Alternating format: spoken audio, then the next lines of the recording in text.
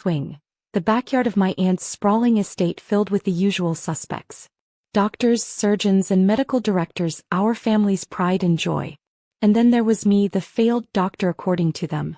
"Oh look, Sarah's here," my cousin Victoria announced loudly as I stepped onto the patio. She was holding court with our other cousins, all of them wearing their white coats like badges of honor even at a family barbecue. "Still working at that research facility?" I nodded, clutching my wine glass tighter. "Yes, I'm still at Maxwell Medical Research Center."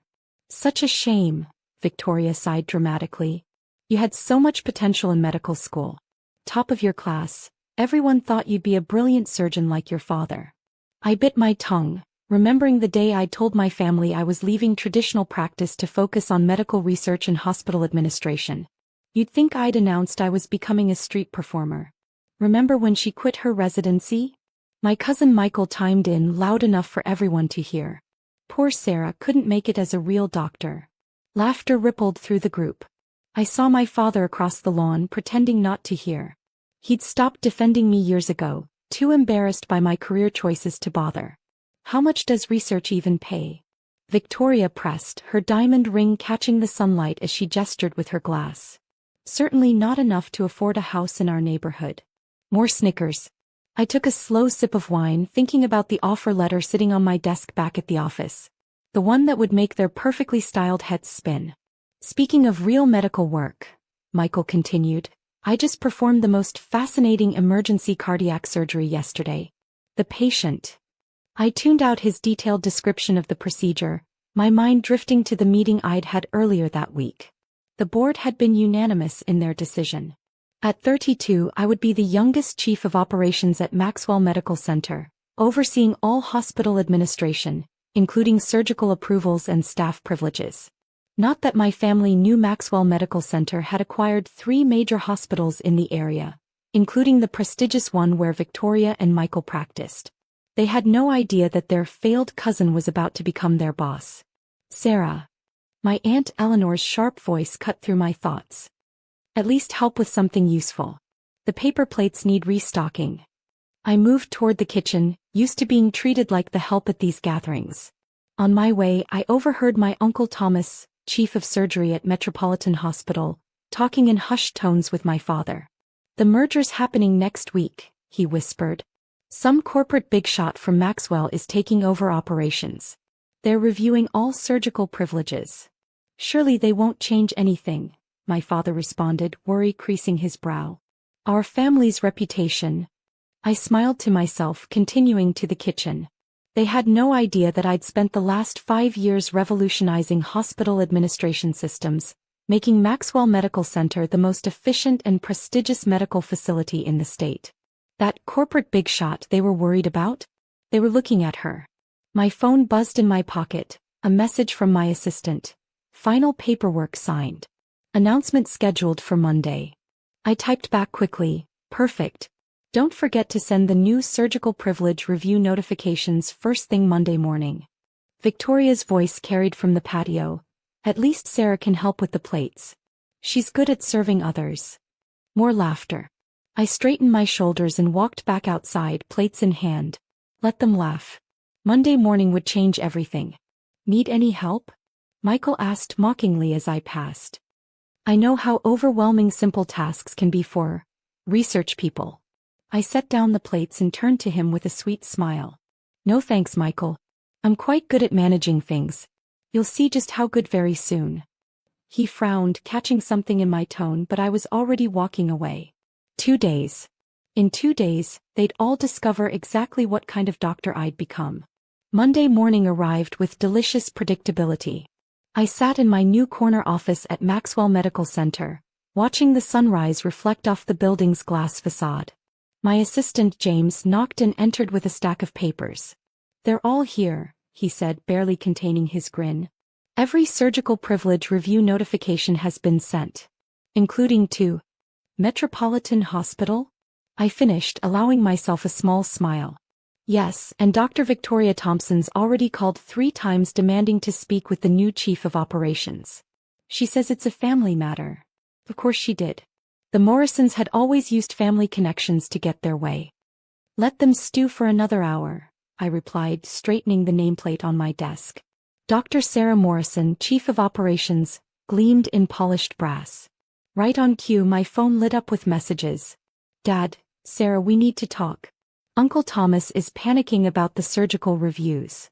Victoria, whatever pull you have with the new administration, use it. Family first. Michael, this is ridiculous. I demand to speak with whoever's in charge. I let them pile up, focusing instead on the morning's reports. At precisely 10 a.m., James buzzed my intercom.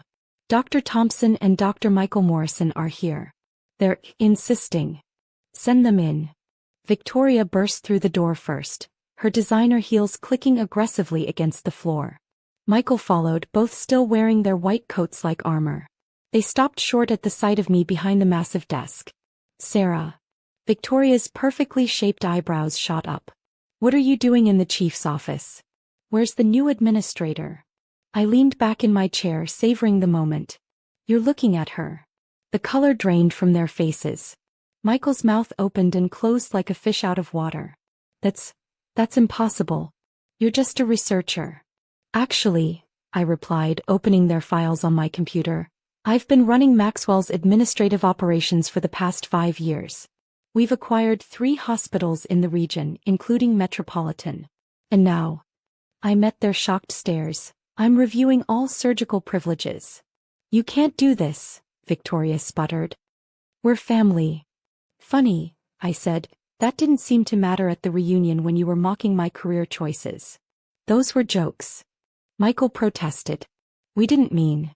Your surgical error rates. I cut in, turning my monitor to show them the data. They're concerning. Especially yours, Michael. 3 complications in the last month alone. He paled further. Those were complex cases. And you, I turned to Victoria, your patient satisfaction scores are among the lowest in the department. Apparently, being a real doctor involves more than just wearing a white coat to family barbecues. I'll call Uncle Thomas, Victoria threatened, pulling out her phone. He won't stand for this. Uncle Thomas? I smiled. You mean the former chief of surgery? He's being replaced next week. His retirement package is quite generous, though. I made sure of that, since we're family. The reality of their situation finally seemed to sink in. Their perfect world of nepotism and privilege was crumbling, and their dismissed cousin held all the power. What do you want? Victoria asked, her voice small. What I've always wanted, excellence in patient care. You have 3 months to improve your numbers. Regular reviews, additional training, and... I paused. No more special treatment because of our last name. And if we refuse? Michael challenged weakly. I picked up my phone. Then I start making calls to other hospitals. I hear County General is always looking for surgeons. Though the pay isn't enough to afford houses in your neighborhood. The next family gathering was considerably different. My aunt's backyard was quieter, the usual medical bravado replaced by subdued conversations. Victoria and Michael had spent the past 3 months actually focusing on their patients instead of their social status. Surprisingly, they were discovering they were better doctors for it. I arrived late, having just finished a board meeting. As I walked through the garden, people parted like the Red Sea. Amazing how a change in power could shift perspectives so quickly. Sarah. My father approached, looking uncomfortable. We haven't really talked since. Since you found out your failed doctor-daughter runs the largest medical network in the state? I finished for him. He flinched. I deserve that. I should have supported your choices. Yes, you should have. I accepted a glass of wine from a passing server. But it's not about support anymore, Dad. It's about change. Real change. Across the lawn, I spotted Victoria talking with a young resident, actually mentoring instead of showcasing her designer watch. Michael was discussing a difficult case with another surgeon, focused on patient care rather than his own glory. They're different, Dad observed, following my gaze. Amazing what happens when people have to earn their positions, I replied. My Uncle Thomas approached, his retirement watch glinting in the sunlight. Sarah, got a minute? We walked to a quiet corner of the garden. The changes you're making at Metropolitan, he began, they're working. Patient outcomes are improving. Even Victoria and Michael. He shook his head in wonder. They're good doctors, I said. They just needed to remember why they became doctors in the first place.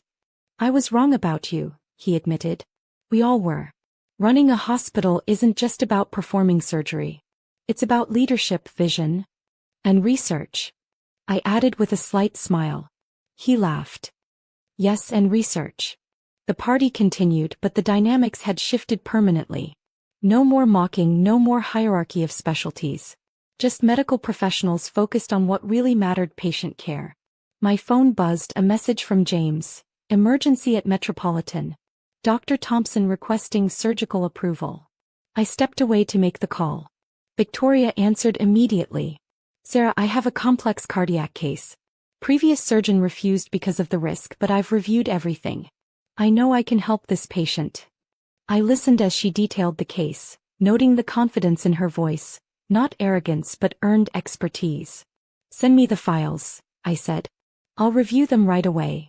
Thank you, she paused. And Sarah? I'm sorry. For everything. After reviewing the case, I called back. Victoria picked up on the first ring. Dr. Thompson, I said formally, this is Dr. Sarah Morrison, Chief of Operations. Your surgical request is approved. Good luck. Later that night, I received another message. Victoria's surgery had been successful. The patient would live.